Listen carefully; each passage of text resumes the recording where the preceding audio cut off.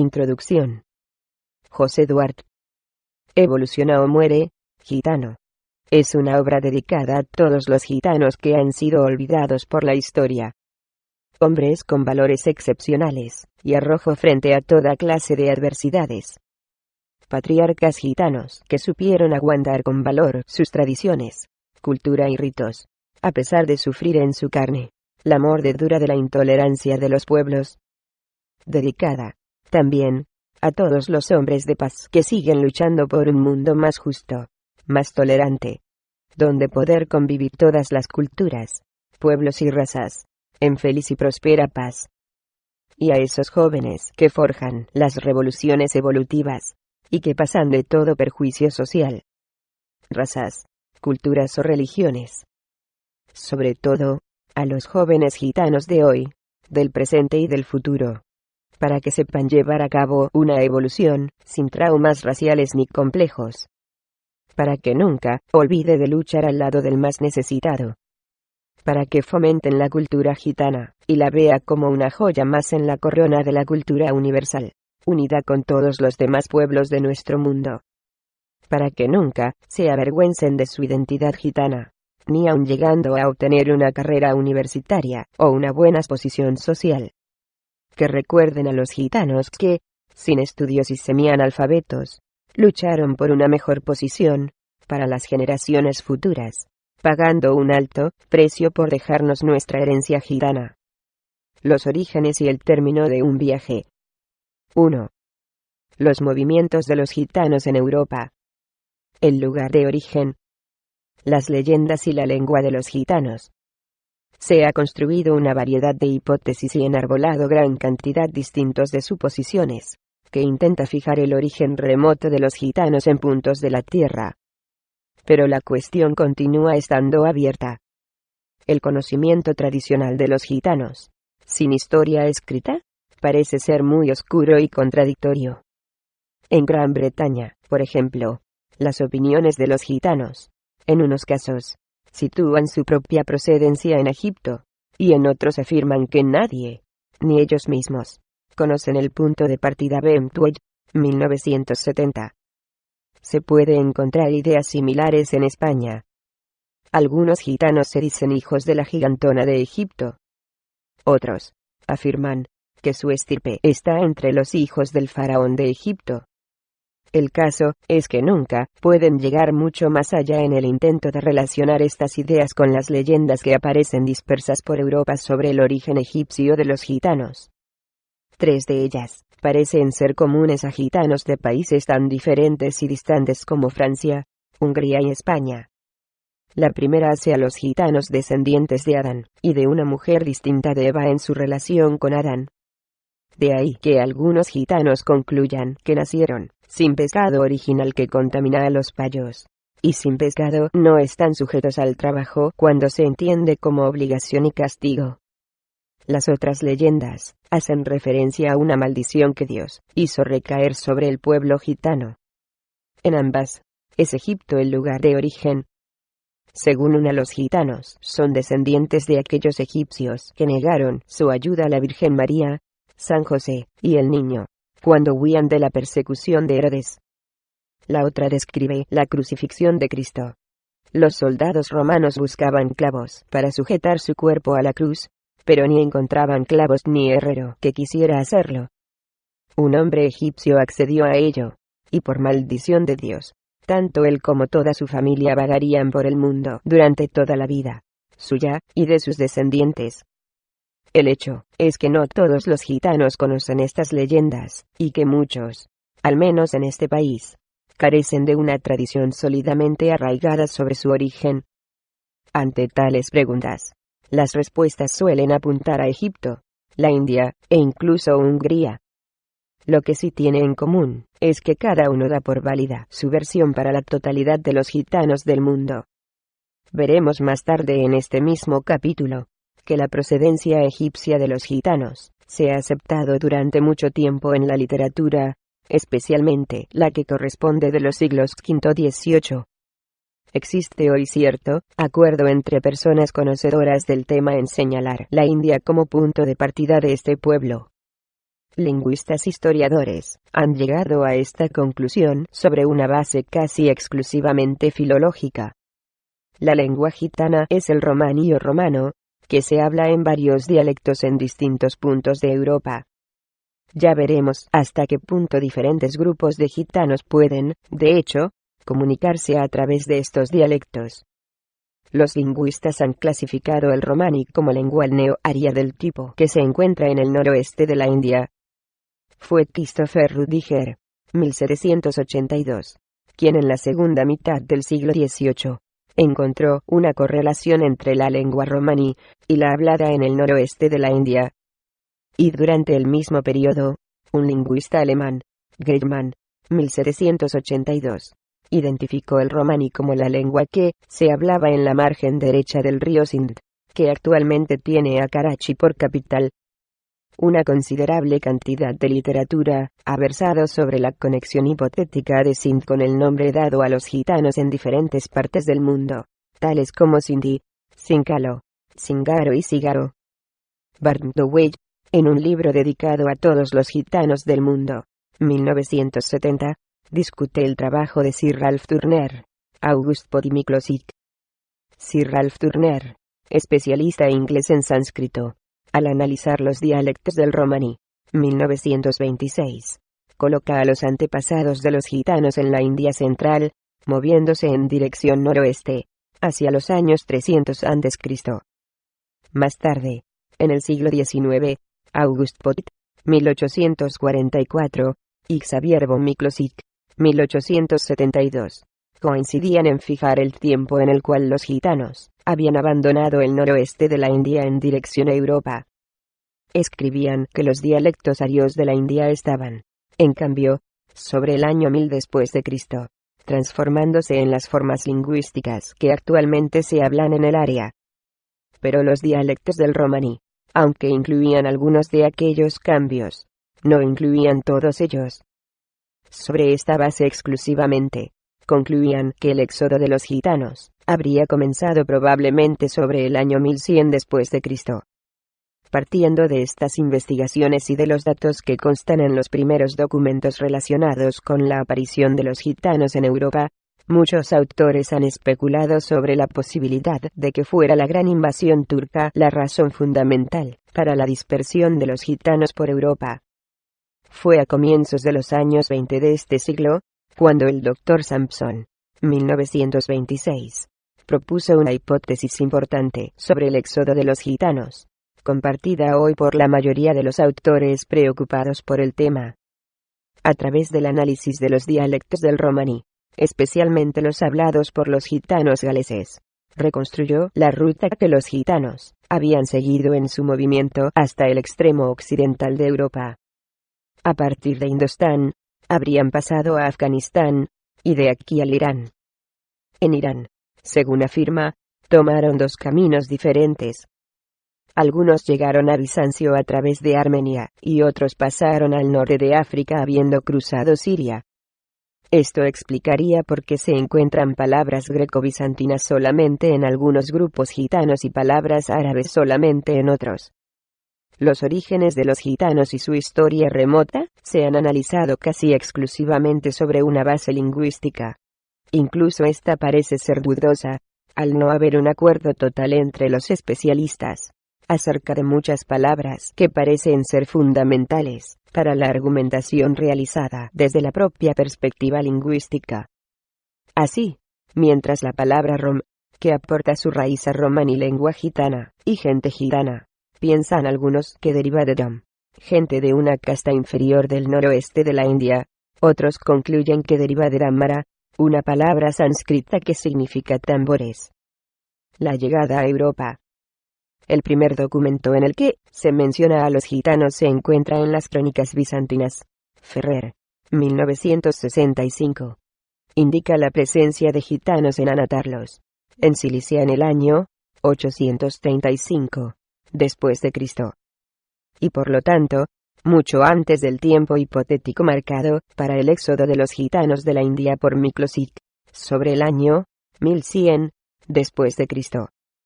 pero precisamente sobre esta última fecha existe la posibilidad de que los gitanos estuvieran en Grecia, tal como escribe un monje del Monte Athos.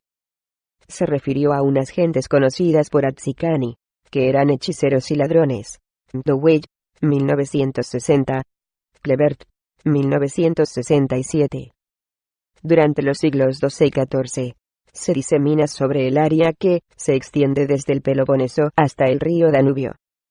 Hay referencias sobre ellos en documentos fechados en Creta en 1322, después de Cristo, y más tarde en Corfú, Creta, y los Balcanes. Kleber, 1967. Dowey, 1970. Valaquia actual sur de Rumania, al igual que Moldavia hoy noroeste de Rumania y sudoeste de Rusia, se vio invadida por un gran número de gitanos, y solamente 16 años después de su llegada, se había decretado su captura como esclavos. Mantuvieron este estatus durante muchos siglos, de modo que, en 1835, todavía encontramos documentos rumanos que establecen el precio de los gitanos a los vendedores y compradores de esclavos. Por tanto, parece que fue ya muy entrada la segunda mitad del siglo XIV cuando los gitanos comenzaron a diseminarse sobre la Europa occidental, escapando muchos de la esclavitud de Valaquia, y tomando dos rutas diferentes, una a través de la costa mediterránea, y la otra sobre la Europa central. Poissonier, 1853. Ferrer, 1965. A comienzos del siglo XIV los encontramos ya en Hamburgo, donde las crónicas nos hablan de un duque y un conde que habían entrado en la ciudad. Münster, 1955. Desde aquellos años, y a lo largo de todo el siglo, los documentos hacen referencia casi invariable a bandas de gitanos de un número que oscila entre 25 y 125 personas, conducidas por los llamados condes o duques. Existe otro elemento común a la mayor parte de la evidencia documental. Muchas de esas bandas llevaban consigo cartas de salvoconducto firmadas por Segismundo de Bohemia. Una de estas cartas está fechada en 1423, y por requerimiento del emperador, se pide a sus súbditos y oficiales que favorezcan y protejan al gitano Ladislao y a su gente, y ordena que, si cualquier problema o perturbación surgiera entre ellos, entonces ninguno de vosotros, sino el conde Ladislao solamente, tendrá el poder de juzgar y sancionar. Dowey, 1970. Con cartas similares a estas, muchas bandas de gitanos atravesaron Alemania, Suiza, Bélgica y Holanda.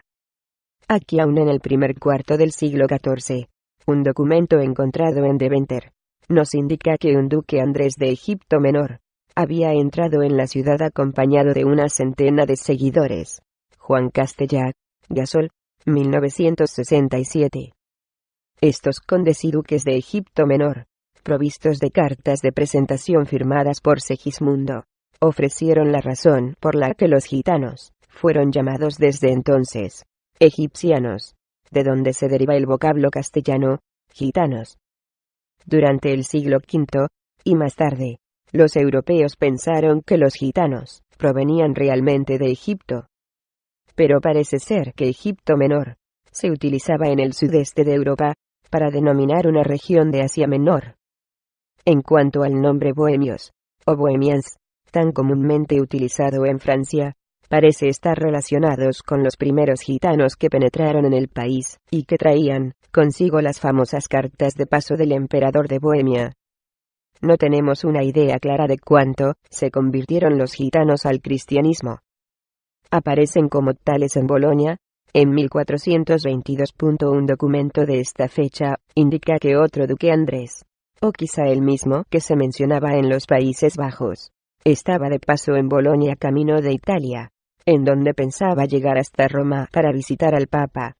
No existe evidencia sobre aquella posible visita entre el Papa Martín V, por aquellos años, y los gitanos. Sin embargo, sí existe un documento que nos indica la presencia de los gitanos en Roma en el año 1422. Esto es, en el mismo año en que el duque Andrés dijo en Bolonia que se dirigía a Roma a ver al Papa. En 1427, Otro documento hace referencia a la presencia de gitanos en París. En él se indica que ellos afirmaban ser cristianos en su tierra de origen, pero que habiendo sido conquistados por gente musulmana, tuvieron que renunciar a su fe. Por esta razón, habían ido a Roma para solicitar el perdón del Papa y su nueva entrada en el seno de la cristiandad. Obtuvieron el perdón, pero en penitencia, se veían obligados a vagar errantes durante 7 años, de los cuales habían pasado ya 5 cuando entraron en París en el año 1427. Sin duda alguna, el siglo XV fue para los gitanos su mejor momento en Europa, excepto para aquellos que se encontraban en Valaquia y Moldavia. Muchas veces eran recibidos como condes y duques, y en todas las circunstancias como hombres libres. En muchos casos, les fue concedido el privilegio de administrar por sí mismos su propia justicia entre su gente. En Europa Central, los campesinos les trataron como peregrinos, y hay documentos en los que se describe cómo ofrecían regalos y donativos a los gitanos, y les prestaban sus campos, para que pudieran acampar. En Inglaterra, Walter Starkie en 1953, indica que antes de los años 30 del siglo XVI, los gitanos habían conseguido una situación tan ventajosa, que algunos gorgios, o no gitanos, los hoy llamados quinquilleros, intentaron, y algunos consiguieron, hacerse gitanos. Entre otras cosas, existen documentos en Inglaterra por los que se faculta a los gitanos a participar en las cortes de justicia, en un número correspondiente al 50% en todos aquellos casos en los que de alguna manera podía estar implicado un gitano. En ese mismo país, y siempre según el mismo autor, hay evidencia documental de que llegaron a conseguir el privilegio de poseer y utilizar perros de caza, y de cobrar todas las piezas que desearan. Estos privilegios se concedían exclusivamente a la familia real y a la alta nobleza. El camino del privilegio a la horca. Sin embargo, quizá debido en parte a su desinterés por implicarse en la vida de los países en los que se encontraban, como a su falta de productividad, y la reputación que se fueron ganando como hechiceros, los gitanos fueron poco a poco siendo privados de sus privilegios. Comienza a aparecer documentos desde los principios del siglo XVI en adelante, referente a robos cometidos por los gitanos, y a su persistencia en practicar hechicerías tales como el decir la buena ventura, y otros medios mágicos de ganar dinero que no estaban en concordancia con la ética de los tiempos. Tanto esto como la asociación de los gitanos a otras gentes errantes, como mendigos y bandoleros, y lo distinto de sus costumbres y modo de vida, dio pie a los primeros decretos y leyes contra ellos, con frecuencia expedidos por los mismos monarcas que en un principio les habían acogido de manera benévola. En el siglo XVI, los gitanos comienzan a ser perseguidos. En el año 1500, se les expulsa del Sacro Imperio a través de la Dieta de Augsburgo, al mismo tiempo que nos llegan de la aparición de los primeros gitanos en Rusia. Parece evidente que la Dieta no tuvo mucho éxito, ya que a lo largo de todo el siglo, vemos como las mismas órdenes tienen que ser repetidas y renovadas una y otra vez. Por último, durante la segunda mitad del siglo, el nuevo reglamento de la policía de Frankfurt incluía normas muy severas, encaminadas a expulsar a los gitanos más allá de las fronteras del imperio. Sin embargo, los gitanos parecieron ignorar las leyes y normas reglamentarias que se multiplicaban contra ellos. El campesinado todavía les ayudaba y acogía en muchos lugares, y era este un obstáculo que impedía, o por lo menos dificultaba el cumplimiento de las disposiciones de las autoridades. Así, a finales de siglo, en Polonia, la táctica cambia, de forma que en lugar de dirigir las órdenes contra los propios gitanos, se dirigieron severamente contra aquellos no gitanos que les prestaran su hospitalidad y ayuda. Para todos aquellos que no cumplieran con estos requerimientos, la pena era el exilio. Polonia, 1578. Durante este mismo periodo en Francia, la situación de los gitanos era muy similar. Empero, los decretos y leyes dictadas contra ellos fueron menos drásticos en un principio. Luis XII, en el año 1504, comenzó por tratar de establecer un control sobre los gitanos a base de restringir los créditos, regalos y privilegios, y dictando normas encaminadas a conseguir su permanente asentamiento en un lugar. Francisco I, en 1538, renovó estas mismas medidas, sin mayor éxito. Los gitanos no solamente seguían errando por toda Francia, sino que muchos de ellos habían elegido el propio París como su centro de actividades. Luis XIII, en el año 1539, se decidió a revolver la situación de una vez para siempre, y se ordenó a los gitanos que abandonaran París en el lapso de 2 horas, y Francia en un máximo de 2 meses. A pesar de todos los intentos, los gitanos seguían en Francia, y Carlos IX decide adoptar las más drásticas medidas contra ellos, las que durante aquellos tiempos, la segunda mitad del siglo XVI, se habían adoptado en distintos países europeos, incluso por el Papa Pío X. El rey de Francia en el 1560 se decreta su exilio forzoso del país. Inglaterra se tomó algo más de tiempo hasta llegar a decidir la expulsión de los gitanos, que habían llegado al país más tarde que a Francia, y que habían sido recibidos con un gran entusiasmo. Tan tarde como supone en este contexto europeo, el año 1505, está fechado un documento en Accounts of the Lord Treasury of Scotland, crónica del Lord Tesorero Mayor de Escocia, que hace referencia al pago de un número considerable de libras a los gitanos y a su Lord Antoni Gagino de Egipto Menor, por mandato del rey Jaime IV por aquellos tiempos. Dowey, 1970. Pero en Inglaterra, algunos años más tarde, en 1530, se comienza a recortar los privilegios de los que hasta aquel momento venían disfrutando los gitanos. La composición de aquellas cortes de justicia especialmente formadas para los juicios en los que estaban implicados los gitanos, desaparecieron y comenzaron a estar sujetos a las mismas leyes que el resto de los súbditos, mientras que una nueva ley prohibía la admisión de más gitanos de los que ya habían en Inglaterra. Sin embargo, en 1531, Enrique VIII ordena su persecución, y los gitanos que estaban en el país se vieron, en teoría, obligados a salir. La reina María finalmente declaró en 1554 a los egipcios fuera de la ley a causa de las viejas prácticas demoníacas a las que acostumbraban. Isabel I, en 1562, consideró el tipo de vida de los gitanos como un delito criminal. La reina tenía que enfrentarse también con otro problema, el de los gorgios, o no gitanos, que se habían asociado a los gitanos en la vida errante.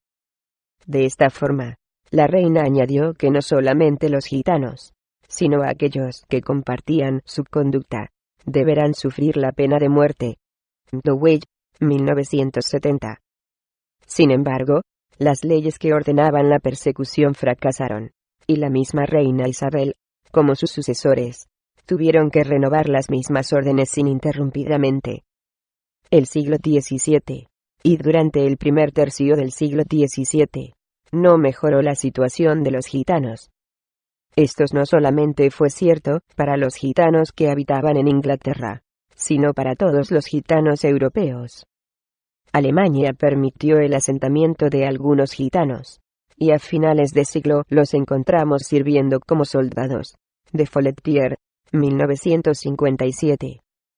Pero la proporción era muy reducida, y el problema de los gitanos continuaba en pie, conduciendo a medidas severas, como, por ejemplo, la ley local de Aachen, que prescribía la muerte de todos los gitanos que entraran en la localidad, independientemente de otras condiciones, modo de vida, o cualquier otra diferenciación que pudiera haber. Bloch, traducción al inglés, 1938.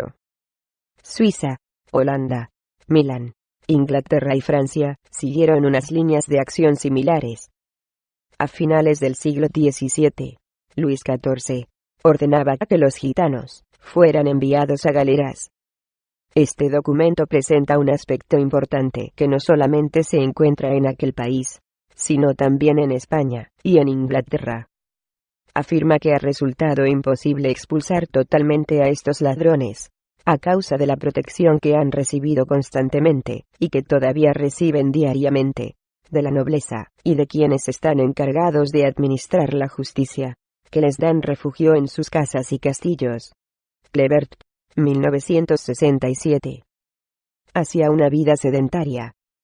Hubo una reina a principios del siglo XVII que cambió de política. Fue María Teresa de Hungría la primera en tomar una nueva iniciativa, aunque de hecho, su línea política para con los gitanos no se siguió en otros países hasta el siglo XVIII.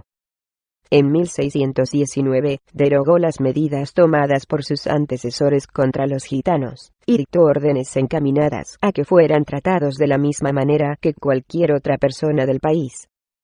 Pero los gitanos, por su parte, tendrían que asentarse de una vez, ayudados por todo tipo de facilidades que les permitiera convertirse en agricultores, y cultivar su propia tierra. Las órdenes de María Teresa tuvieron influjo sobre medidas similares adoptadas durante el siglo XVIII en España y Francia. Starkie, 1953. Pero de hecho, los historiadores insisten en que su buena voluntad en relación a los gitanos no tuvo como fruto, ni mucho menos, el que ella esperaba. Muy pocos gitanos se asentaron a raíz de aquellas medidas y su tipo de vida errante, vestimenta peculiar, lengua y costumbres propias, todavía se mantuvieron durante muchos años. Aún más, reafirmados y tranquilizados por las nuevas medidas más humanitarias, se produjo una revitalización de la vida errante en los países del este europeo, durante la primera parte del siglo XIX. Dewey, 1970. En Hungría, los gitanos no iniciaron su asentamiento masivo hasta comienzos de la Segunda Guerra Mundial, habiéndoles dejado el gobierno elegir entre abandonar el país o vivir asentados permanentemente. Dewey, 1970. Después de la liberación de los esclavos en Rumania a mediados del siglo XIX, los gitanos se asentaron en su mayoría, viviendo junto en aldeas casi exclusivamente habitadas por ellos. Pero algunos otros prefirieron continuar su modo de vida tradicional. El gobierno rumano no lo prohíbe, pero toma ciertas medidas encaminadas a inducir a los gitanos a la adopción de una forma de vida sedentaria, tales como la prohibición del chalaneo y la obligación de enviar a sus hijos a la escuela. Entre otros países del este de Europa, la situación aparece similar. En Yugoslavia ha habido un asentamiento masivo de gitanos, hasta el punto de haber tenido que construir una ciudad entera para albergar a la población gitana, aunque algunos no gitanos viven también allí en minoría. La población total es de 23.000 habitantes. Muchos gitanos se han adaptado íntegramente al sistema yugoslavo, e incluso podemos encontrar diputados gitanos en el Parlamento de Macedonia.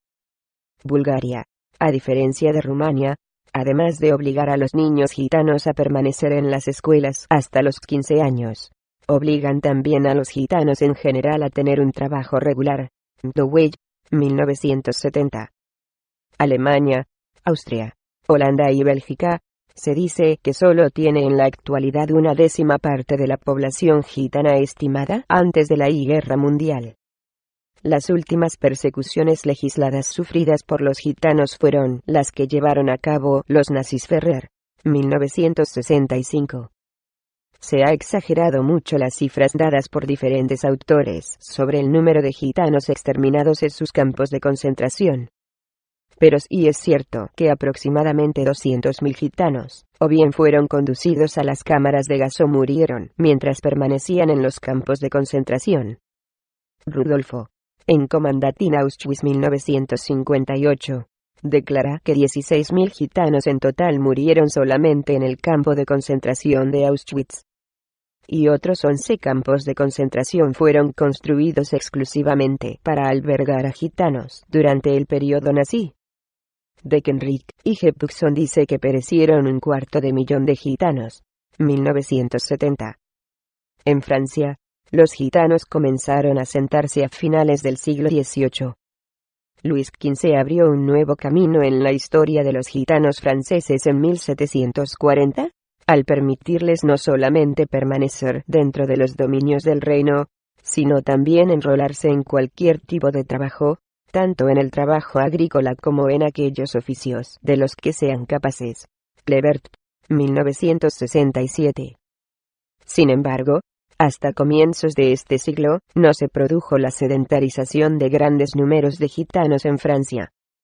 Hay todavía muchos gitanos franceses que se mueven de un lado a otro del país en furgonetas o caravanas de motor.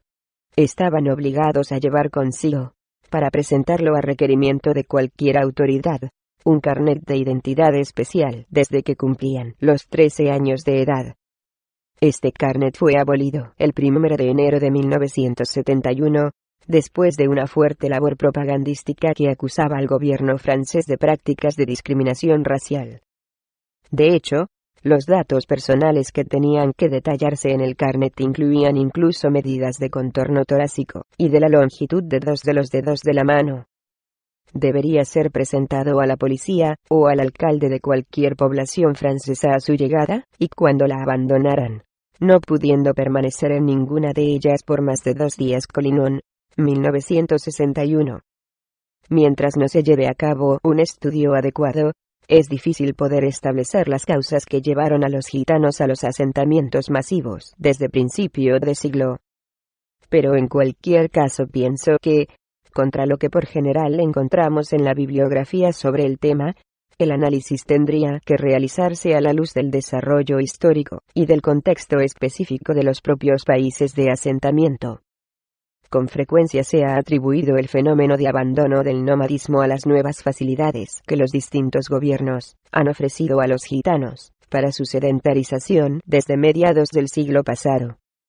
Pueden existir otros factores, como el Estado moderno mejor organizado para llevar a cabo sus decisiones con mayor eficacia, los factores económicos que han ido imposibilitando a los gitanos poco a poco, la dedicación a sus ocupaciones y habilidades tradicionales como el chalanio, la cestería o la venta ambulante, y también la necesidad de una vida sedentaria en comunidad como medio para adquirir derechos legales y beneficios sociales, entre tantos otros factores que sin duda puede haber. Pero en cualquier caso, sería importante rechazar una idea común en la literatura que encontramos sobre los gitanos. El verles como un solo grupo, como una unidad cultural homogénea en la que la parte explica el todo. Creo que sería esencial el estudiar situaciones específicas de grupos gitanos concretos en el contexto histórico y social correspondiente. 1. Introducción a la historia de los gitanos en España. La historia de los gitanos en España no ha sido todavía debidamente estudiada. Podemos encontrar referencias aisladas sobre ellos en obras de diferentes historiadores e historiadores de derecho. Pero no existe ni un solo trabajo dedicado a tratar en profundidad la historia de los gitanos en nuestro país, ni su situación jurídica, tanto en el pasado como en la actualidad. Las ideas más comunes que sobre los gitanos encontramos en la literatura se perfilan al examinar algunas definiciones. Para el filólogo e historiador Jerónimo de Feijóo, los gitanos son una asociación de individuos que en los distintos países desean llevar una vida errante. El diccionario de la Real Academia Española dice que el nombre de gitano deriva de egiptanos, y que se dice de una cierta raza de gente errante y sin domicilio fijo, que se creyó ser descendiente de los egipcios, y parecen proceder del norte de la India. 1970. En la Introducción a la Historia del Derecho Español, publicada en 1970 por J. Lalín de Abadía, se considera que gitanos, egipcianos, bohemians, etc., son grupos nómadas de procedencia incierta y de gran impermeabilidad social. 1970. Ciertamente es poco lo que se puede esperar de estas afirmaciones. Podríamos considerar 3 períodos fundamentales en la vida de los gitanos en España. El primero comienza con la aparición de los gitanos en España. Parece ser que en 1415, hasta el año 1499, en que sale a la luz la primera ley en contra de ellos. Podría llamarse a este el período de aceptación de los gitanos. El segundo está caracterizado por la persecución, y se extiende de 1499 a 1783, fecha en la que los gitanos son reconocidos como ciudadanos españoles. El tercer periodo, de 1783 hasta el presente, se caracteriza, por un lado, por la igualdad ante la ley, y por otro, por una desigualdad económica y social. Primer periodo. La acogida. En el año 1415, está fechado el primer documento que hace referencia a la entrada de los gitanos en España. Este documento, el primero conocido hasta ahora, fue descubierto recientemente en el archivo de la Corona de Aragón por A. López de Meneses Pomesía, número 77. 80. Se trata de un guiaje expedido por el futuro Alfonso V el Magnánimo, en Perpiñán, el día 26 de noviembre de aquel año, a beneficio de Tomás de Saba, que penetraba en la península para encaminarse como peregrino a Santiago de Compostela. Posteriormente, en 1425, encontramos una carta de paz otorgada a un gitano por Alfonso V, a López de Meneses Pomesía, 2. 90. En ella el rey da órdenes a nobles, gobernadores y demás súbditos de forma que el amado y devoto nuestro, don Juan de Egipto Menor, sea bien tratado y acogido. Tendría que permitírsele ir, estar y pasar con su gente, caballerías y bienes. También se le debería proporcionar la ayuda y facilidades que requiriera.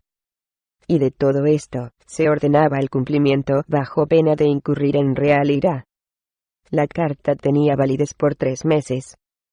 El corto periodo de validez de estos salvoconductos explica la proliferación de tales documentos por España, y que con frecuencia varios de ellos se expidan a favor de los mismos gitanos.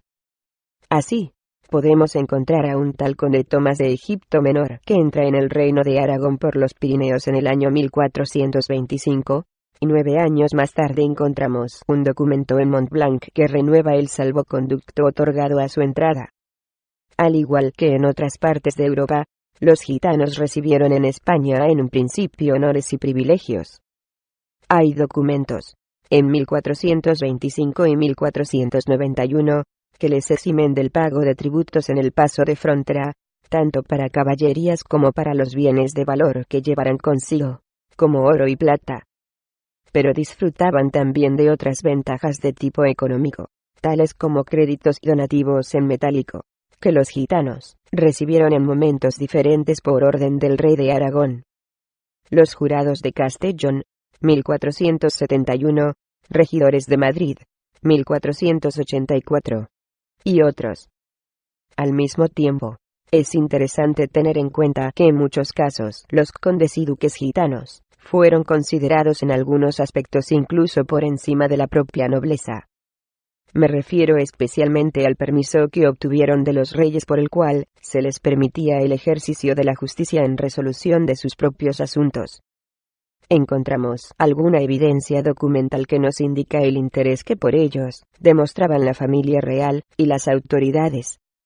Tomaron medidas para prevenir ofensas cometidas contra los gitanos, tales como robos o crímenes, 1477, y dieron también órdenes para asegurar su vida y propiedades, 1491. Pero aún más, el documento otorgado por Juan II al duque Pablo de Egipto Menor establece claramente que solamente el duque Pablo tendría jurisdicción sobre sus seguidores, y que solamente podría juzgarles y castigarles. Se decía también en el documento que las autoridades del reino deberían estar dispuestas a obedecer las órdenes del duque cuando éste lo requiriera para castigar a cualquiera de sus súbditos. 1471. Parece ser que las luchas y peleas entre diferentes grupos de gitanos no eran ni mucho menos raras, y el príncipe de Aragón, el futuro rey Fernando el Católico, recibió la petición de un conde gitano para que le protegiera, ya que otros 3 condes gitanos le estaban buscando para matarle. Fernando le prometió ayuda, y por carta de paso, informó a las autoridades de que el conde gitano se encontraba bajo protección especial del rey. 1475. En algunas ocasiones encontramos una estrecha relación entre gitanos y nobleza. Ocurrían también entre los primeros gitanos que penetraron en Andalucía, siendo recibidos y homenajeados por el condestable de Castilla, Juan Mata Carriazo, 1940. Este fenómeno no solo es cierto en los siglos V y XVI, sino que alguna de la literatura biográfica del siglo XIX nos ofrece casos en los que un grupo de gitanos vivían bajo la ayuda y protección de un noble, e incluso de algún noble que vivía como vagabundo con los gitanos. La causa no ha sido hasta el presente bien analizada, pero podemos sospechar que será muy diferente en el siglo XIX a las que pudieran originar tal situación en la segunda mitad del siglo V. El número de personas que, según los documentos, componían aquellas bandas que por primera vez entraban en el país varía de 12 a 100 personas, aunque en muchas ocasiones se refieren simplemente a su entrada en gran número. Pero si seguimos los pasos de los mismos condes y duques a través del país, podemos ver que en lapso de pocos años su número se había duplicado, o, como ocurre otras veces, reducido a menos de la mitad. Es imposible, dado el objetivo de este trabajo, indagar sobre las razones para estas variaciones numéricas, pero podemos sospechar que varios factores pudieran haber contribuido a ello, tales como las luchas entre bandas, las disensiones internas, y también la incorporación al grupo de personas no gitanas, hecho que brevemente se apunta en algunos manuscritos. Es sorprendente cómo ingeniaron los gitanos su entrada en el país para lograr tan brillante recibimiento. Sin duda, algunas de las razones fundamentales se podrían encontrar en las ideas y valores de los españoles de aquel tiempo. Había habido varios siglos de luchas contra el Islam, el espíritu de cruzada cristiana se encontraba en su clímax. Mientras algunos gitanos seguían entrando en España por primera vez, la batalla final de la Reconquista estaba sucediendo. A los monarcas de la España unida se les daba el título de católicos, y se funda la Inquisición. Si las ideas y religiosas prácticas se mantenían en una condición de euforia durante este periodo, me parece que se puede decir que los gitanos eligieron la mejor forma de introducirse en los reinos hispanos. La mayor parte de los documentos hacen hincapié en el hecho de que los egipcianos andaban errantes por el mundo como peregrinos. Uno de ellos, de los consellers de Igualada, señala que la razón de su peregrinar era estrictamente religiosa, según ses nostre per lectres de Bulla del dit San Pare Pomesia, volumen 5, 137. Otros nos dice que estos extranjeros fueron conquistados por el Gran Turco y su fe cristiana destruida. A López de Meneses, volumen 111, 104.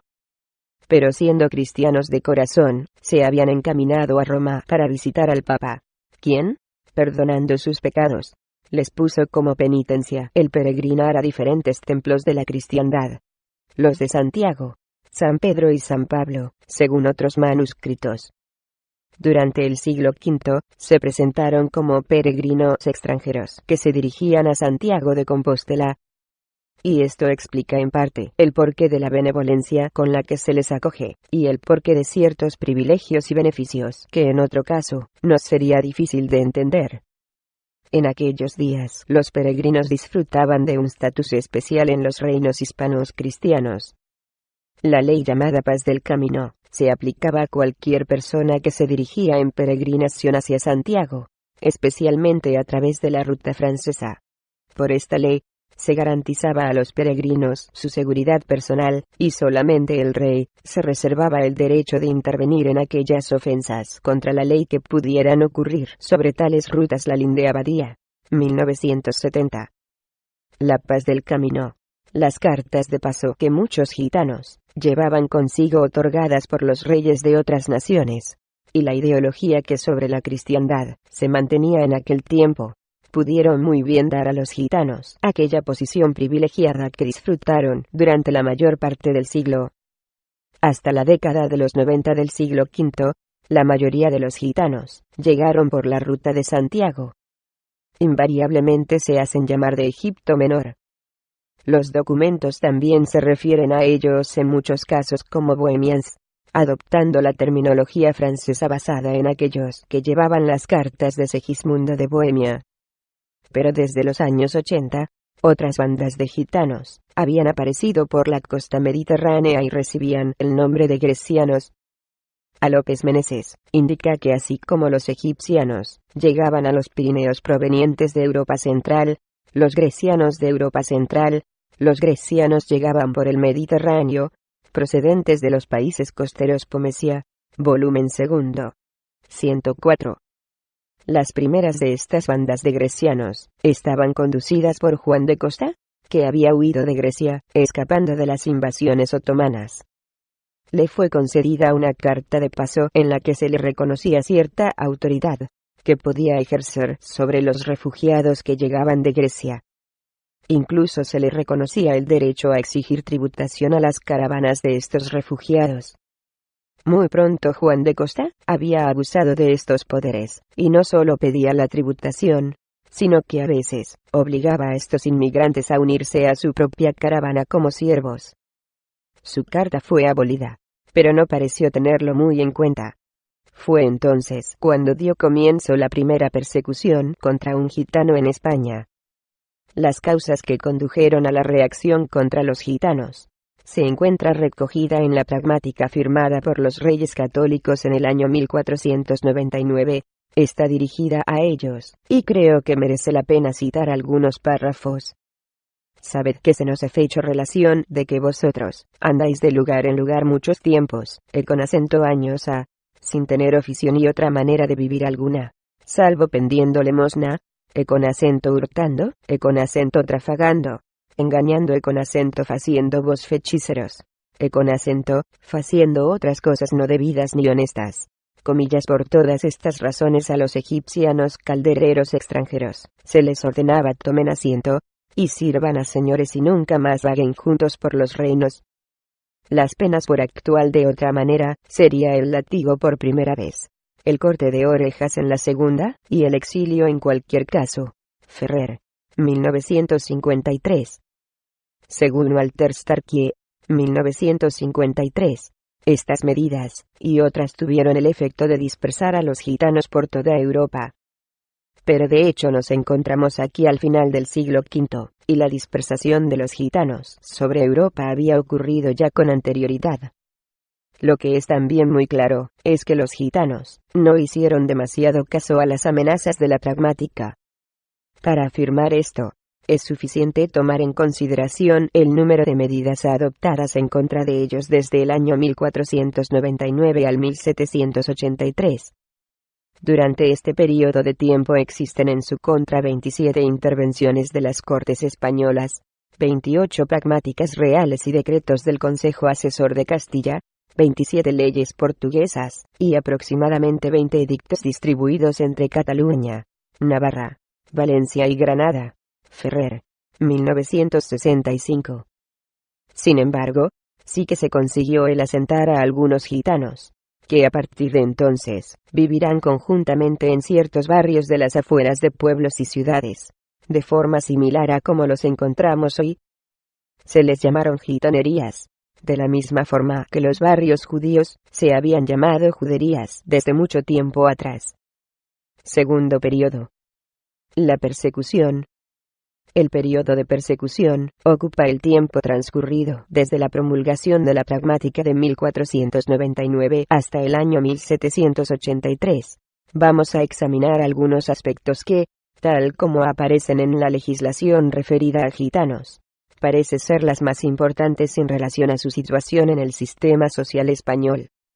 Estos aspectos, como la influencia de la religión, los intentos de situarlos en asentamientos permanentes, derechos y obligaciones, etc., se verán por separado, siguiendo la evolución de cada uno de ellos durante este periodo.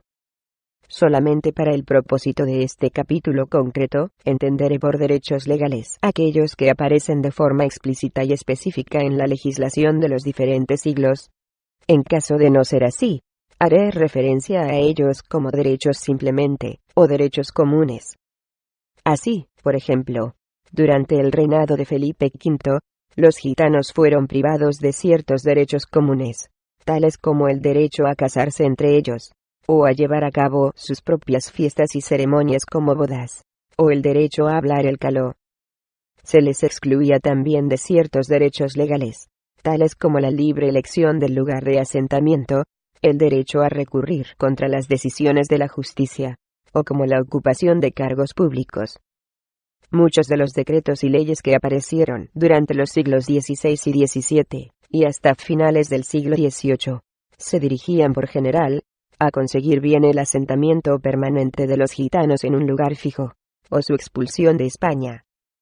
En el reinado de Carlos V, encontramos varias medidas interesantes dirigidas a producir el asentamiento masivo de los gitanos. La persecución de Carlos V se dirigía contra aquellos que aún permanecían siendo nómadas o errantes, siendo varón, sin oficio, o sin vivir con señor. 1539. En otras ocasiones, se concede a los gitanos un periodo de tiempo para que se asentaran en un lugar concreto. Felipe III, en 1619, fue el primero en establecer en qué sitio debían de asentarse los gitanos, y en qué lugares les estaba prohibido vivir. Ordenó a los egipcianos fijar su domicilio en aquellas villas y lugares que tuvieran una población superior a 2000 habitantes. Más tarde se añadió también que nunca deberían de vivir juntos en grupos, sino que deberían de asentarse dispersos entre la población, tratando por este procedimiento de acelerar su integración al resto del país. 1633. El último de los Austrias, Carlos I, señaló una lista de 41 localidades como los únicos sitios donde, desde aquel momento, les sería permitido asentarse a los gitanos. Añadía este monarca que nunca podrían abandonar su lugar de asentamiento sin un permiso especial de los justicias de la localidad. 1695. No hay duda de que todos estos ejemplos ilustran la posibilidad de que muchos gitanos estuvieran ya asentados con anterioridad a la llegada de los Borbones. Pero el caso es que también muchos permanecían errantes, e incluso algunos continúan errantes hoy en día. Quizás sea precisamente este hecho uno de los que ha contribuido más decisivamente a que los gitanos fueran privados de muchos derechos, incluidos los legales, y de oportunidades a las que otros individuos tenían acceso. Desde finales de la Edad Media, cualquier persona que estando en España no permanecía a una unidad local era considerada extranjera. La condición de extranjería implicaba, por un lado, que el individuo podía acceder a los beneficios de derecho privado, tales como recurrir a la justicia cuando se había cometido un delito contra él, o la normativa especial del tipo que vimos existía para los peregrinos ley de paz del camino. Pero no podían reclamar los derechos derivados del derecho público. Por otro lado, la distribución de derechos y beneficios que el consejo de una comunidad local administraba se llevaba a cabo sobre la base de una diferenciación entre la persona que tenía una casa en la localidad, la persona que vivía permanentemente en vivienda perteneciente a otro, como una posada, y finalmente el extranjero. Mientras el primero podía reclamar la totalidad de los derechos que beneficiaba a la comunidad local, propiedad, protección, etc., el último se encontraba absolutamente desprovisto de estos derechos. Esta condición de extranjeros solamente podía modificarse a través de la concesión de una carta que otorgaba, o bien el rey, o bien las Cortes. La idea de otorgar cartas de naturaleza a los gitanos estaba muy lejos de su propósito. De otra manera, solamente construyendo una casa y habitándola durante varios años, podían su habitante adquirir el estatus de miembro de la comunidad, y esta idea estaba, a su vez, muy lejos de las intenciones de los gitanos. Derechos y deberes, incluso la consideración legal de una persona, la personalidad jurídica, estaba sujeta, y todavía lo está, al vínculo entre el individuo y su lugar de residencia. Finalmente, la educación toma su condición de obligatoriedad en el siglo XVIII, y no es necesario explicar que las personas de vida errante no tenían posibilidad ni de cumplir con este requisito ni de disfrutar de sus beneficios. Sin embargo, esta medida fue de hecho más teórica que real, y, como las órdenes de expulsión contra los gitanos, fue repetida una y otra vez hasta el 1970, en que el gobierno reafirmó la naturaleza obligatoria de enseñanza. La religión ha sido un factor que ha condicionado la situación jurídica de los gitanos en España. Ante esto podemos adoptar dos perspectivas diferentes. La primera sería que la religión suponía un medio real de acceder a un estatus legalmente reconocido, incluso para aquellos que estaban ya asentados. La segunda sería que la religión funcionaba en parte como vía de obtención de otros derechos y de movilidad social. Desde los primeros tiempos de la Edad Media, el bautismo en el seno de la Iglesia de Roma fue cualificación esencial para la adquisición de un estatus legalmente reconocido para cualquier habitante de España. Esta ley se mantuvo vigente a lo largo de todo el periodo de la vida de los gitanos en nuestro país que tratamos ahora, de 1499 a 1783. Y existe evidencia documental de que muchos gitanos, especialmente errantes, no cumplían con este requisito.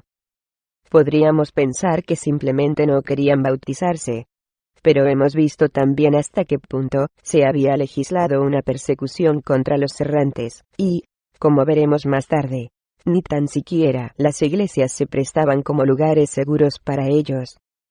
Aún más, durante la primera mitad del siglo XVI, cuando la conversión a la religión católica apareció como un medio para evitar la expulsión, tanto para los judíos como para gente del Islam, los gitanos no podían disfrutar de esta dispensa, ya que algunas de las normas legales dictadas contra ellos hacía constar que deberían de ser expulsados del país, aun en el caso en que se hubieran hecho ya católicos.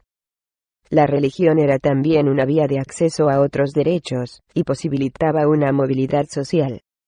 Durante el siglo XVI y XVII, los estatus de pureza de sangre documentaba las pruebas con que el individuo contaba para demostrar sus ascendientes cristianos hasta 4 generaciones de profundidad, y para demostrar también que en ningún caso estos antepasados habían sido acusados de ningún tipo de ofensa contra la Iglesia. Sin estos documentos, un individuo no podía tomar parte ni ser miembro de una corporación. Si los nómadas no bautizaban a sus hijos en muchos casos, como parece, esto ha tenido que ser también un fuerte inconveniente para aquellos gitanos que estaban asentados, ya que aunque estos quisieran bautizarse, y aunque estuvieran bautizados, difícilmente estaban en condiciones para probar la pureza religiosa eclesiástica en 4 generaciones anteriores. Durante el siglo XVIII, estos documentos perdieron importancia. Pero en épocas tan recientes, como son los comienzos del siglo XIX, la evidencia de haber sido bautizado se requería todavía para la ocupación de un cargo asistencia. El segundo aspecto que podemos examinar en relación a la influencia del catolicismo en la situación jurídica y social en general de los gitanos es el de las ofensas cometidas contra la religión y la Iglesia. Se acusó a los gitanos de inmoralidad, porque la mayoría de ellos no contraían matrimonio en el seno de la Iglesia católica, sino que llevaban a cabo sus propias ceremonias demoníacas. También, y principalmente, se les acusó de practicar la brujería y la adivinación. Estas acusaciones se repiten una y otra vez en los diferentes decretos y leyes promulgadas contra ellos, al igual que aparecen profusamente en la literatura de la época. La Inquisición conoce su momento de mayor actividad durante los siglos XVI y XVII, y aunque su desaparición oficial se produce en el siglo XIX, se puede decir que de hecho había desaparecido como institución activa e influyente ya a lo largo del siglo XVIII. Según Gorgborough, 1841, lejos de lo que uno podía esperar, el Santo Oficio incluía en sus archivos solamente un número extremadamente limitado de recursos abiertos contra gitanos. Haciendo referencia a las palabras de un exministro del Santo Oficio, dice: la Inquisición los ha mirado siempre con indiferencia, ya que no se podía esperar daño real a alguno de los gitanos ni hacia la Iglesia ni hacia el Estado. El Santo Oficio ha reservado siempre sus iras para gente muy distinta. Sin embargo, sería importante el poner a prueba la afirmación de Borrow, y, como ocurre con otros aspectos de la historia de los gitanos en España, urge realizar una investigación en este sentido. Como veremos más adelante, aunque este segundo aspecto de influencia eclesiástica y religiosa ha desaparecido casi totalmente hoy en día de una forma oficial, la importancia del bautismo, entre otras cosas como medio de acceder a un estatus legal, se sigue manteniendo. Hablaremos de ello con detenimiento en el siguiente capítulo. El último aspecto que tomaré en consideración para ilustrar este periodo de reacción en contra de los gitanos es el de las distintas órdenes dadas por reyes y autoridades en el país, por los cuales los gitanos se veían excluidos de diversos derechos, incluidos algunos derechos legales de los que otros disfrutaban.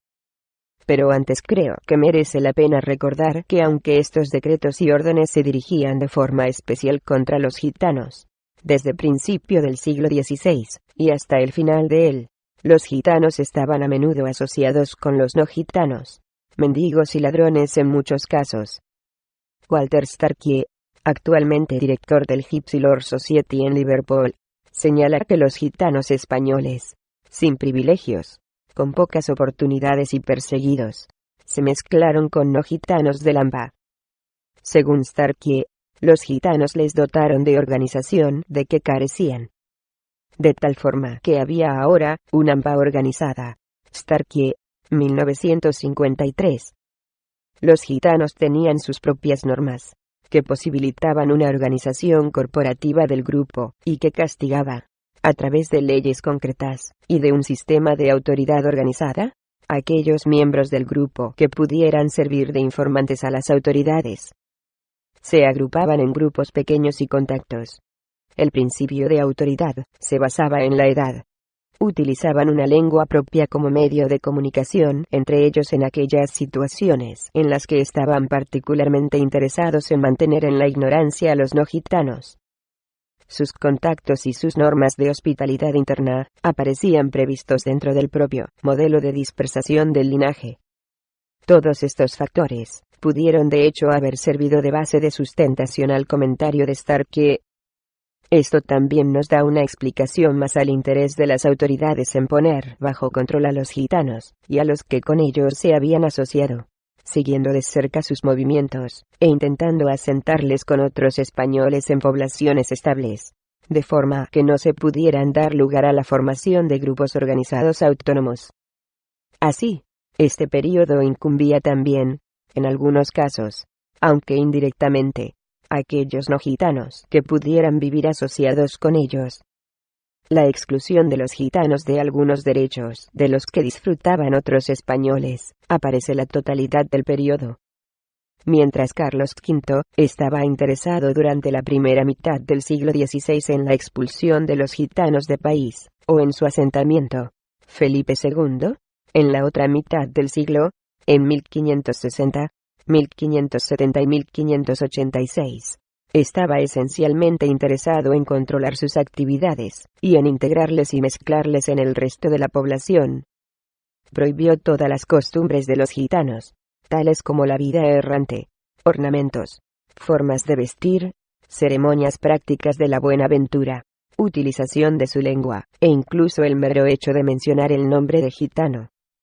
Hizo también obligatorio que cualquier gitano que quisiera comprar o vender cualquier cosa, tuviera en su poder para poder hacerlo un carnet judicial especial en el que tendría que constar todas las características de la transición y los datos personales del gitano minuciosamente. De no ser así, el objeto que vendiera se consideraría como robado. 1586. Su sucesor, Felipe I, en la primera mitad del siglo XVII 1619, fue informado de que había gitanos que continuaban estafando y engañando en muchas transacciones, especialmente en las de los caballos, burros, y animales de tiro en general, y que las órdenes de Felipe II no habían sido obedecidas. Fue él entonces quien prohibió a los gitanos el comerciar en caballerías de cualquier tipo. Este decreto contra el chalaño de los gitanos fue renovado varias veces hasta el final del siglo XVII. En los últimos años del siglo XVII, se les ordenó que no se movieran del lugar en que estuvieran asentados, y se les prohibió terminantemente la posesión de caballos y de armas de fuego.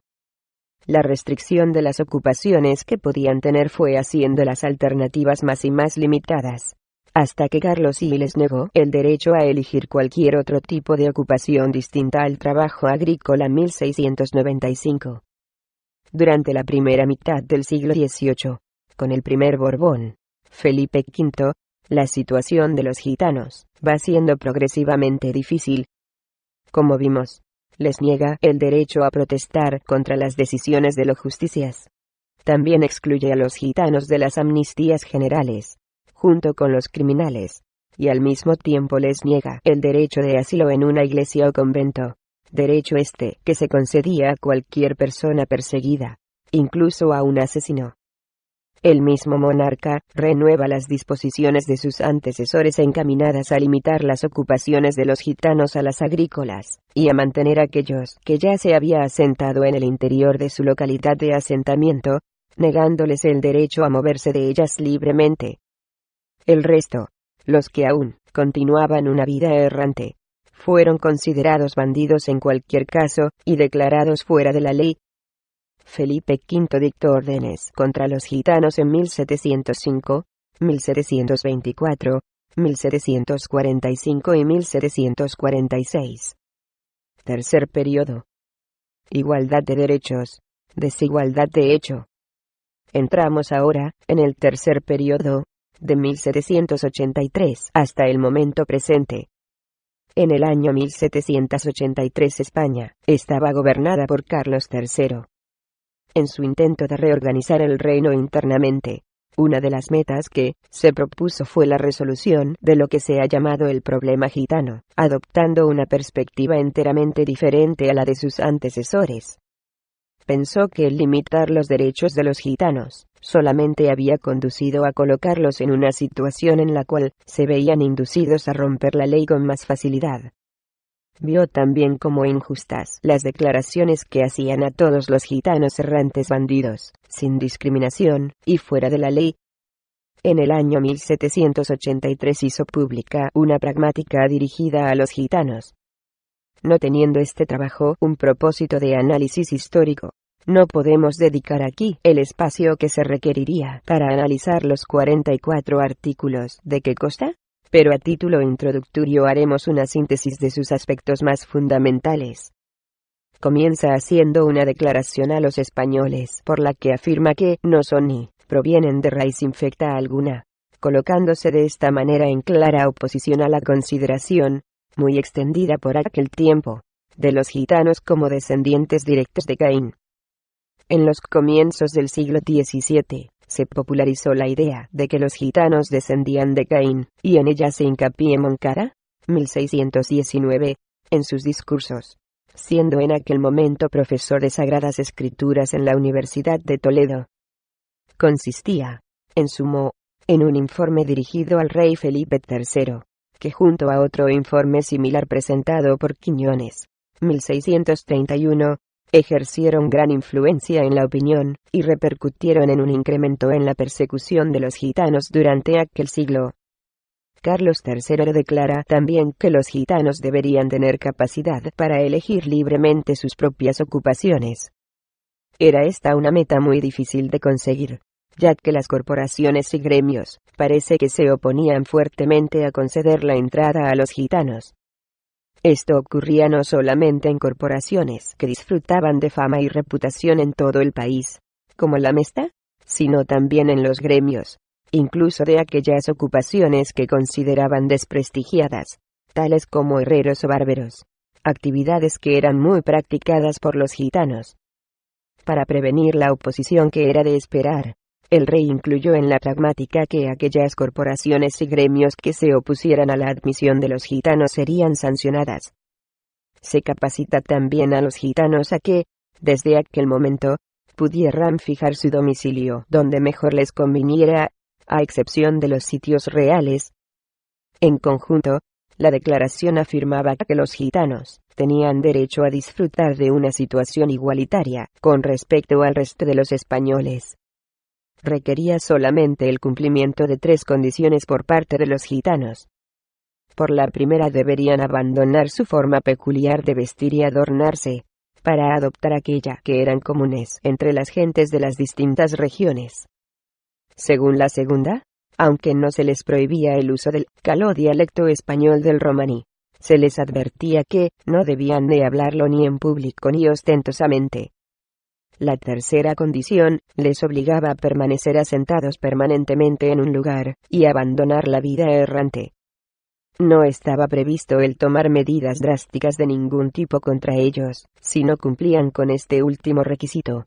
Pero se amenazaba con llevar a un orfelinato a cualquier gitano menor de 16 años de quien se supiera que sus padres eran nómadas, para que en estos centros estatales aprendieran un oficio. No hay duda de que la línea adoptada por Carlos III, en los medios utilizados para lograr la integración de los gitanos al común de los españoles, fue prácticamente la opuesta a la de sus antecesores. Pero los intentos benévolos de Carlos III, una vez más parece que resultaron infructuosos, o por lo menos muy limitados en su efecto. Aguado Bleye, 1959. Contamos con un testigo de los hechos que ocurrieron algunos años después de la promulgación de la ley.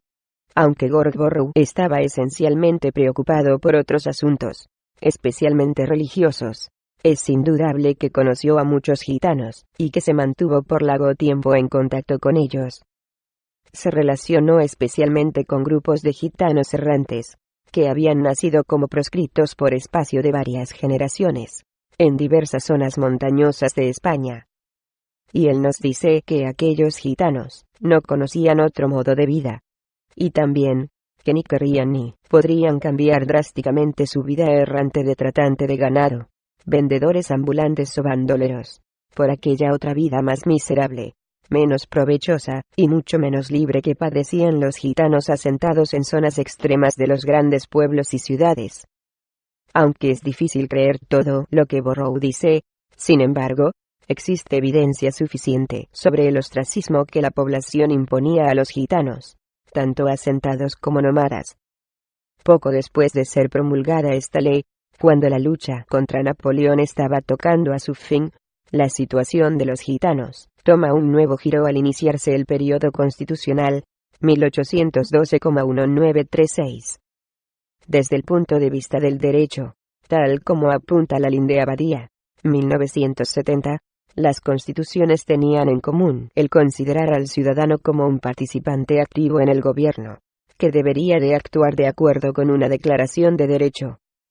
Pero también que de hecho, el Estado liberal en España entró en su más crítico periodo al no poder garantizar una correspondencia entre la igualdad legal y la desigualdad económica. La primera constitución, la de 1812, significó para los gitanos un paso definitivo hacia el fortalecimiento de su situación jurídica en el país. Como ya indiqué con anterioridad, para que un individuo pudiera ser considerado ciudadano español, tenía que estar vinculado a través de su residencia a un lugar, de tal manera que las personas que llevaban una vida errante no se consideraba españoles. Esta constitución declara que cualquier persona nacida en el país es española, y, por tanto, aunque los nómadas pudieran ser sancionados por no tener un domicilio fijo tal y como la ley ordenaba, sin embargo, estaba capacitado para ocupar una posición como españoles dentro de las leyes del país. Desde el año 1812 y hasta 1860 encontramos escasas disposiciones dirigidas a los gitanos como tales. La única de cierta importancia es la de Isabel II en el año 1846. Por ella se requería de los gitanos que llevaran consigo, aparte de la identificación documental que se pedía a todos los ciudadanos, un documento especial en el cual deberían de consignarse el número caballos, mulas y burros que poseyeran, y las características de los animales. Otro documento más que deberían llevar consigo se dirigía a detallar todas las transacciones que aquel gitano hubiera podido efectuar. Esta última disposición fue reafirmada por Alfonso XII, a finales del siglo pasado, pero para entonces ya se dirigía a tratantes de animales en general, y no específicamente a gitanos. Teresa San Román. Según su libro Vecinos gitanos. Evoluciona o muere, gitano. Es un grito de imposición que siempre hemos oído de una sociedad dominante contra los gitanos, como única solución al problema discriminatorio que sufre el pueblo romaní. Sin embargo, nunca han pensado que existen otras alternativas de evolución que no sea la de convertir al gitano en algo que no desea, es decir, empalló. Ya que si ello se consintiera, el gitano nunca llegaría a una auténtica evolución de su ser, porque tendría que abandonar su propia identidad gitana. La verdadera evolución debe entenderse desde la misma raíz ancestral que a uno le da la vida, desde el tronco que hace crecer a todas sus ramas hacia arriba, hacia una cultura universal, sin dejar por ello su propio ser, y poder llegar hacia una cierta perfección humana y racional. Evoluciona o muere, gitano. Desea mostrar un retazo de la vida gitana en movimiento, a través de unos personajes reales con nombres imaginados, para así narrar, con más libertad los hechos históricos del pueblo gitano que, desde 1945 hasta la fecha de hoy, 1984, se cuenta en general, de nosotros los gitanos. Intentar exponer una clara y objetiva visión de la problemática del pueblo gitano que, durante siglos, viene arrastrando por la intolerancia y la discriminación racial de una sociedad xenófoba que, como secuela de ello, nuestra triste pobreza cultural, económica e intelectual científica. Antes de entrar en el tema del libro, creo necesario añadir, yo también, algunos datos que de nosotros los gitanos han escrito historiadores, antropólogos, filósofos, novelistas, etc. Algunos, con más o menos objetividad y respeto hacia el pueblo gitano. Otros, en cambio, no con tanto miramiento y objetividad a la hora de escribir sobre la cuestión, ya que solamente el exotismo y el folclore les ha llevado a escribir románticos cuentos y leyendas sobre los gitanos. Y con este sentir, en nada han ayudado en aclarar la verdadera identidad del pueblo gitano, ni sus hechos, sentimiento o ganas de superación frente a la intolerancia de una única sociedad dominante que sigue queriendo convertir al gitano en payo. Y, sin embargo, ningún gitano, por desgracia, nos ha podido dejar, de su puño y letra, ningún manuscrito de nuestra historia. La única literatura que nos han legado es sus vidas escrita en propia carne. Historia vivida a través del amor de dura de la intolerancia de los pueblos de Europa, sobre todo, la vivida en España, nuestro país, que es el relato expuesto por este libro. Sin embargo, con Evoluciona o muere, gitano, tengo la esperanza de poder aportar un mayor conocimiento sobre el pueblo gitano. Sobre todo, la ilusión de poder romper tópicos que aún subsisten en las mentes de muchas personas de nuestro país. Y también para deshacer barreras que impidan las buenas relaciones de convivencia entre payos y gitanos. Y no juzguemos a la primera, sin conocimiento de causa a los otros. Para que asimismo se pueda valorar, no por el arte de la literatura de este libro, sino por lo que en él se dice de la vida de los gitanos, ya que soy consciente de mis errores gramaticales, y de mi pobre lenguaje literario. Y si no creyera aportar una posible vía de entendimiento mutuo entre payos y gitanos, nunca jamás me habría atrevido a escribir este libro. Y con esta intención, y no otra, me atrevo a exponer un corto retazo histórico de la vida gitana, ya casi olvidada, sobre todo, por los más jóvenes. Y, además, porque nunca he dejado de creer que se puede ser gitano y a la vez poder llegar a ser un gran científico, arquitecto, médico o un buen profesional en lo que uno se proponga. O al menos, poder uno realizarse como persona dentro de un país democrático, donde se dice que se debe respetar todas las diferentes culturas, y pueden beneficiarse de la igualdad de los derechos constitucionales y así poder evolucionar desde su propia idiosincrasia. Y ahora, para mejor comprensión hacia los gitanos, expondré yo también algunos textos discriminatorios y racistas. Pragmáticas, leyes y edictos que en el pasado dictaron y firmaron reyes, gobernadores y alcaldes mayores contra el pueblo gitano. Deportados a galeras, diseminados por decreto unas veces, agrupados otras en guetos miserables, castigados a recibir azotes, corte de orejas, cárcel y esclavitud, y todo por la soberbia de una sociedad que se dijo a sí misma ser cristiana, pero que era incapaz de aceptar la otredad cultural y religiosa, el paganismo. El islamismo tomó medidas para exterminar a una cultura, la otra. De ahí las disposiciones contra las constantes culturales de los gitanos. Se les prohibió usar su propia lengua, a la que despectivamente se la consideraba jerga, conservar sus vestidos, sus costumbres y oficios. La cultura dominante viene, cercando a las culturas, desde la Reconquista. Es la imposibilidad del poder para asumir la existencia de los desobedientes, de lo diferente, de la otredad civil y cultural, hasta el despotismo ilustrado, y aún en la etapa de esa época, las sucesivas monarquías emitieron leyes encaminadas a la puesta en marcha de castigos a los que debemos llamar sanguinarios. Pero la Ilustración despótica, en vista de que los procedimientos tajantes no habían dado el resultado deseado, cambiará de táctica y atacará más globalmente y con mayor astucia. Ahora ya no se les perseguiría. Siempre y cuando ellos renuncien hasta el derecho de sentirse gitano.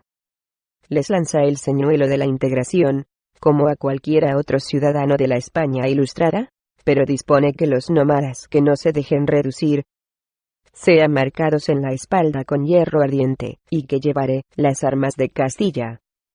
Si la reina Isabel había obligado a los moros de Granada a identificarse, portando en el hombro un retal encarnado, y había obligado a las mujeres judías y moriscas a señalarse con un pedazo de paño turquí de 4 dedos de ancho, y si los nazis marcarían después a los gitanos con unas setas y géneros sobre su carne, Florida Blanca dispondrá que sean marcados a fuego los gitanos que hubieren desobedecido ya una vez a la ley, para así comprobar la reincidencia e imponerles irremisiblemente la pena de muerte. Esa forma de control policíaco, bastante más odioso aún que la del moderno fichero, suponía un paso adelante en el rechazo del ser gitano. Antes se les marcaba fuego para castigarles. Ahora se les marcaría a fuego para tenerlos controlados. Si en 1570 y 1581 Felipe II prohíbe a los gitanos viajar a las Indias y decreta que aquellos que ya hubieran llegado a ellas luego que sean hallados, les envíen a estos reinos, embarcándoles en los primeros navíos con sus mujeres, e hijos, y criados, sic, y no permitan que por ninguna razón no causa que aleguen, queden alguno en las Indias ni sus islas adyacentes. Campomanes en cambio, propondrá desembarazarse de estos enojosos mamíferos, embarcándolos a todos hacia los países de ultramar. Botey señala que en el mismo clima europeo en que brota la propuesta de Campomanes, el primer cónsul de Francia, Napoleón, rodeó a todos los gitanos del País Vasco, en una sola noche, con una inmensa red de policías, y fueron conducidos a los puertos del Atlántico para ser llevados a colonias. Si los franceses limpiaron una zona de su país con este procedimiento acariciado por Campomanes, el despotismo ilustrado español tratará de limpiar a España entera de gitanos mediante la integración obligatoria. Prohibirá que sean llamados gitanos, y tratará de prohibir incluso que se sientan gitanos ellos mismos. De aquella época, proviene una aguda reflexión gitana aliri, escrayimi cobo aliri, escaló la ley de los reyes, han destruido la ley de los gitanos. En tiempo del arzobispo de Talavera, no será sino una de las abundantes prohibiciones con Carlos III, acosará la libertad del gitano. Con inteligente serenidad, Botey señala que ya es hora de desplazar en la mentalidad común el centro de gravedad del problema gitano, que oscila entre el pintoresquismo y la preocupación por su pobreza hereditaria. El centro de su tragedia es otro: el choque entre dos culturas. La historia del gitano en España, no solo en España, como ya vimos, prueba la agudeza de esa reflexión de Botey. Pero en ningún momento de esa historia de huidas, amenazas, castigos y repulsas, el gitano estuvo tan cerca de la pérdida total de su identidad como en tiempos del gobierno de Carlos I. Agreda al gitano, amenaza con exterminarlo físicamente, pero, pese a sus estremecedoras formulaciones, no supone un decidido y meticuloso exterminio de su identidad.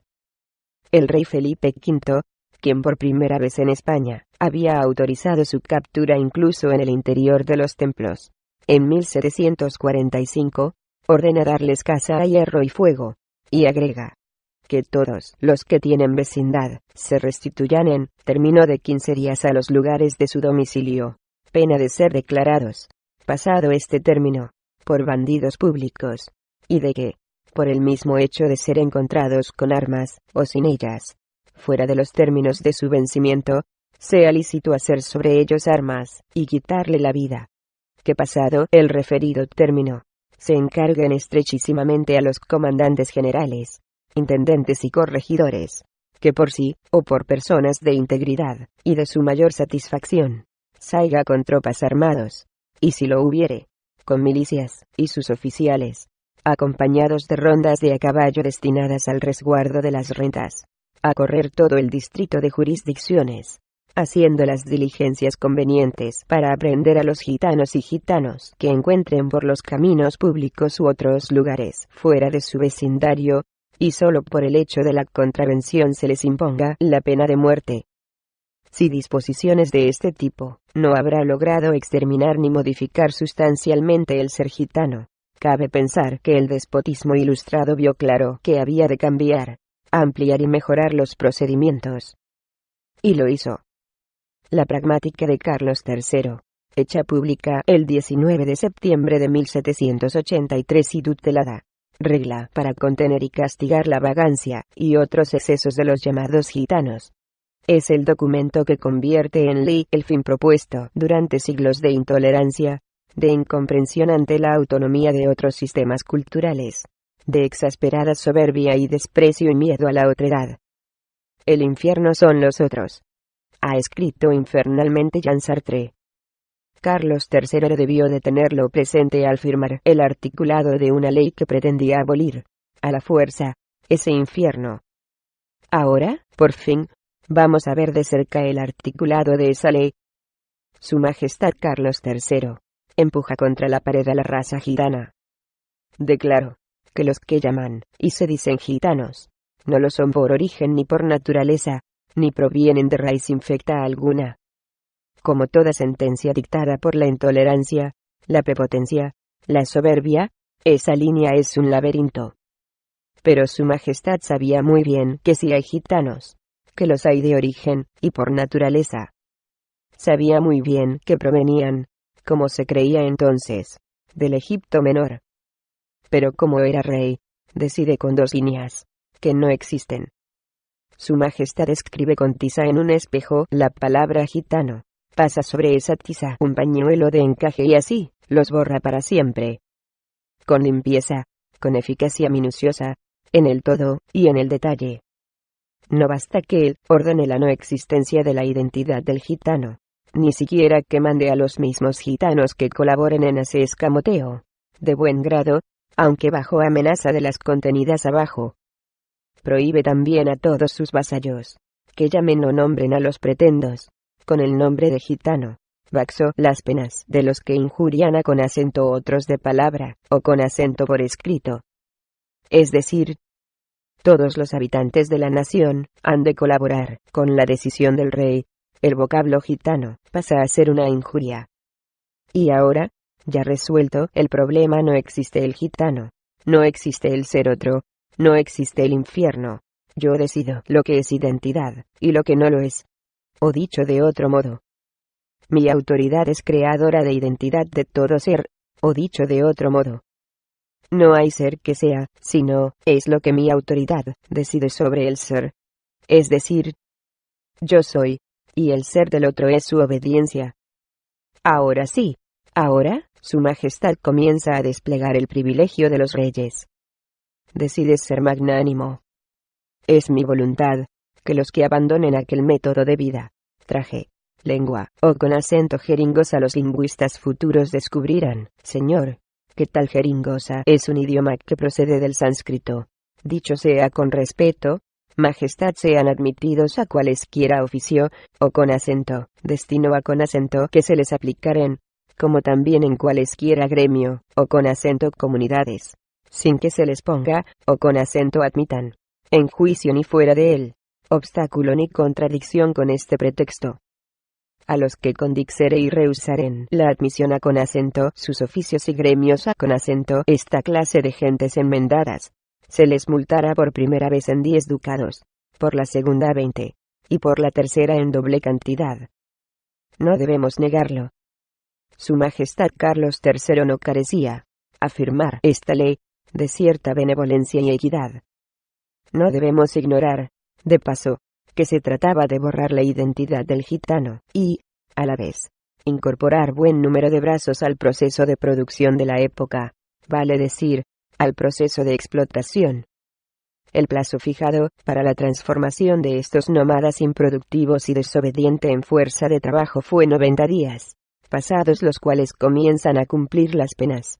En gradación proporcional a los delitos, se les perseguirá por la justicia, formando proceso y lista de ellos. Esas listas pasarían a mano de los corregidores de las cabezas de partido, y de ahí a la sala del crimen del territorio correspondiente. La sala, en vista de lo que resulte, y de estar verificada la contravención, mandará inmediatamente, sin figura de juicio, sellar en las espaldas a con acento los contraventores con un pequeño hierro ardiente, que tendrá dispuesto en las cabezas de partido, con las armas de Castilla. Aquí, su majestad debe haber hecho memoria sobre la severidad de sus antecesores y quiere dejar bien sentado su propia misericordia. Conmuto en esta pena del sello, por ahora, y por la primera contravención, de muerte que me ha consultado, y la de cortar las orejas a esta clase de gente, que contenían las leyes de reino. Con más o menos reticencia, esta clase de gente le están agradecidas, majestad, por ahora. También les están agradecidas por exceptuar de este castigo a los niños y a los jóvenes de ambos sexos menores de 16 años, aunque su decisión, señor, de arrebatarlos de sus padres para obligarlos a aprender un oficio rentable a la corona, o recluirlos en letales hospicios, llenos de normas y caridad, de obligaciones y oraciones, quizá no pareciese tan misericordiosa ni a sus padres ni a ellos. La identidad del gitanos se articula en grupo, señor, y el peor castigo que puede caer sobre el gitano, peor que la muerte, majestad, es la separación. Fuera del grupo, el gitano no es su ley, su sangre, su mundo emocional, así lo reconoce desde hace muchos siglos. Porque para el gitano también existe el otro, que puede ser cruel, perseguidor, intolerante, y hasta sanguinario. Fuera del grupo, el gitano es un pobre ignorante perplejo, con todas sus emociones desorientadas, y con el destino astillado y desolado.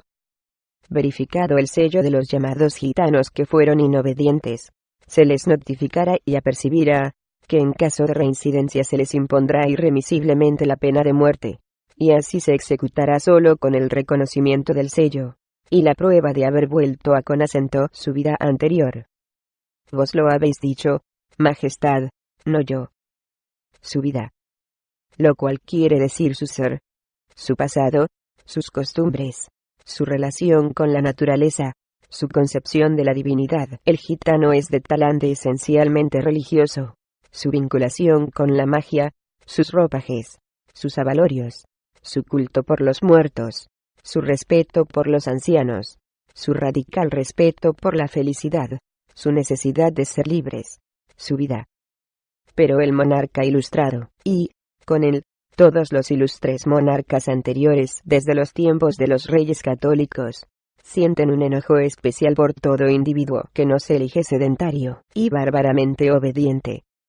Y entre los seres errantes y orgullosos, los más visibles y más recalcitrantes, los gitanos. Entonces se les odia, se pretende inmovilizarlos, domesticarlos. El despotismo ilustrado, y los gitanos por Félix Grande Lara, comunicado del Simposio Gitano 1980 Madrid, España, también de Tomás Calvo Buesa, escribe acerca de los gitanos. Hace casi 500 años, los han forzado a meterse independientemente de su voluntad individual o colectiva como etnia, en una sedentarización y proletariado. Estos procesos sociales, que están interrelacionados, han cambiado, y lo harán profundamente más en el futuro, las formas tradicionales y culturales del comportamiento del pueblo gitano, en áreas tan decisivas como las relaciones entre padres e hijos, jóvenes y ancianos, relaciones con la sociedad paya, etc. La carreta y la tienda han dejado de ser una realidad colectiva para pasar a ser decisivos símbolos mitológicos de los gitanos del futuro.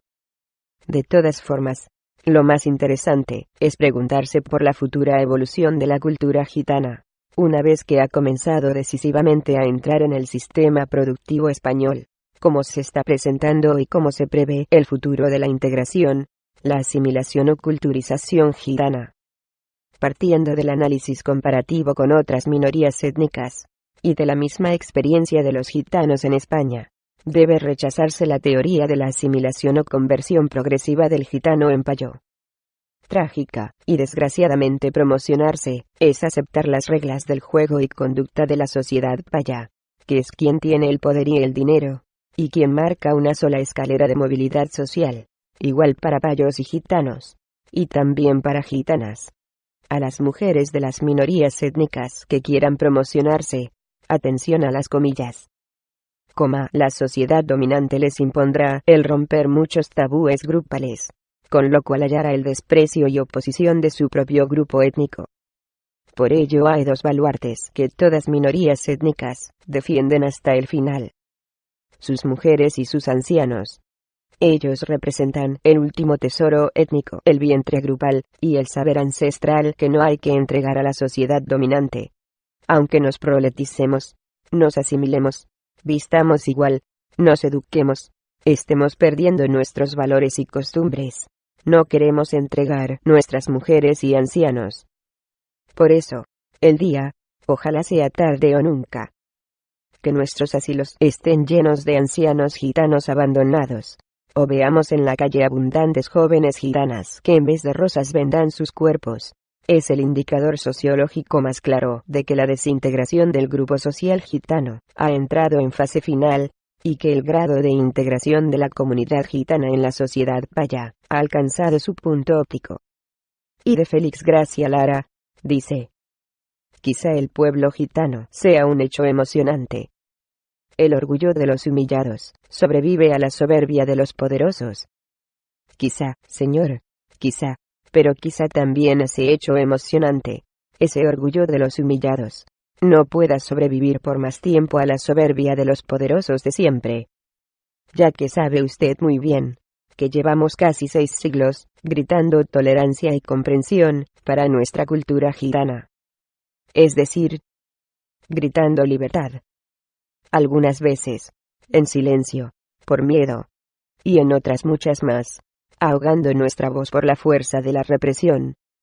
Sin embargo, señor, a pesar de todo, nunca han logrado acallar nuestro grito interior de libertad.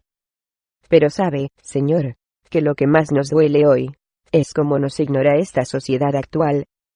Sepa usted, señor, que esto, a veces, duele más que los castigos del pasado. Hoy aún existen muchos Carlos III que, sin ser reyes, todavía continúan escribiendo con tiza en un espejo el nombre del gitano, y con el pañuelo de la democracia, todavía tratan de borrar nuestra identidad gitana.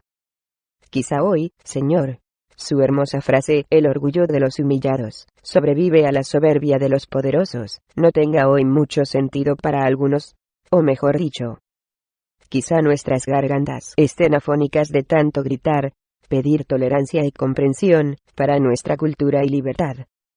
O a lo peor ya, no nos quede ni sonido ni ganas, para seguir gritando con orgullo a los soberbios, la palabra libertad. Usted debe saber, mejor que yo, que quizá hoy en nuestros días, sea cuando más peligra nuestra identidad gitana, y no con Carlos I, sino quizá con una España democrática que continúa queriendo asimilar al gitano.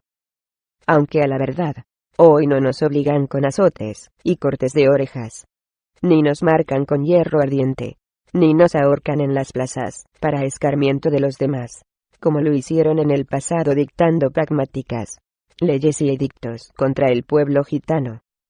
Sin embargo, hoy, sí que se emplea el mismo señuelo de siempre, el más peligroso, ya que por necesidad económica, estamos obligados a la total integración y asimilación del sistema payo, si no queremos morir de hambre. El sistema ahora es, pero que antes, porque ahora ya, no podemos practicar nuestros propios oficios ni nuestros horizontes son tan amplios como entonces con el nomadismo. Si uno reflexiona profundamente, No tenemos otra cosa que la terminación de la obra empezada por los Reyes Ilustrados a través de sus pragmáticas. Pero eso sí, hoy con un sistema mucho más democrático, más sutil. Quizá, señor, lo que no pudieron conseguir los Reyes Ilustrados con sus pragmáticas, leyes y edictos, lo pueda la democracia, ahogando nuestra cultura y costumbres, si antes no se pone remedio a nuestras reivindicaciones. Pues no nos es posible, señor, aguantar por más tiempo nuestro orgullo de humillados frente a la soberbia de los poderosos que siguen gritándonos: evoluciona o muere, gitano. Que es lo mismo que decir: conviértete en payo o muere, gitano. Así es como el pueblo gitano ha sobrevivido, siempre tratando de identificarse con su propia cultura y costumbres para poder seguir siendo gitano y vivir su propia vida en libertad, respetando toda forma de vida y costumbres de los demás, esperando la misma tolerancia y comprensión de los otros, mendigando un poco de libertad, intentando ser un pueblo más dentro de los pueblos de España, como se reconoce al pueblo vasco, catalano-valenciano. Sin embargo, parece ser que hoy es más difícil que cuando éramos nómadas, y, por ello, causa de persecución. Hoy, el rápido cambio de la vida del gitano le está sumiendo, sobre todo a la nueva generación de gitanos, en un pozo de incertidumbre. Poco o nada sabe del pasado, y si se les pregunta por el presente, no ven con claridad el camino a seguir, ni cómo mantener su identidad gitana. Una misma generación ha pasado de vivir errante por los caminos, aislados en pequeños grupos, y esquivando en lo posible por miedo todo contacto con cualquier población paya, a tener que asentarse en las grandes ciudades o pueblos, y convivir de aquellas maneras con los que antes tenían que huir de ellos. El mismo miedo ha hecho que estos asentamientos no ofrecen por familias o intereses, sino que el sentido de protección y arropamiento ante el payo forzase a unos asentamientos monstruosos, en los cuales tenían cabida todos. Esto complicaría posteriormente la convivencia del propio asentamiento. Todo cambio de forma de vida, si ha sido impuesta, lleva consigo un cambio de mentalidad, de valores, de forma de pensar y forma de sentir. Las de siempre difíciles relaciones entre payos y gitanos, que están a veces motivadas por un total desconocimiento mutuo entre culturas y personas. Evoluciona o muere, gitano es el título más significativo para este libro gitano. Con palabras sencillas, se da a conocer una visión del mundo gitano totalmente desconocido para el payo en su profundidad.